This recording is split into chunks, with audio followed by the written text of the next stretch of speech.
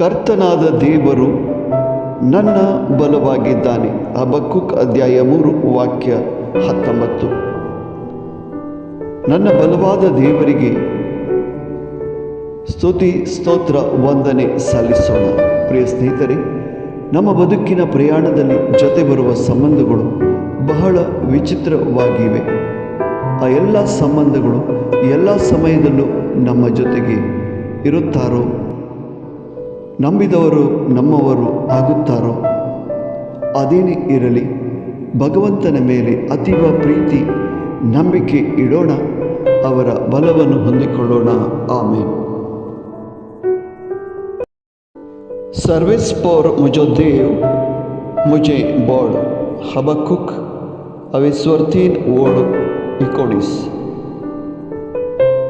मोगचन जिविताच्या पयणार जायती मनशां आमकां भेटतात. ती सगळ्या वेळार आमच्या सांगता आसनात. आमी पातयेली सगळी आमची जायनात. आमकां रचलेल्या सर्वेस पर देवाते आमचो अखंड विश्वास दवरया, ताचो मोग करया आनी ताचें बळ आमी जोडून घेवया. आमेन. God, the Lord is my strength. God, the Lord is my strength. Habakkuk chapter 3 verse 19.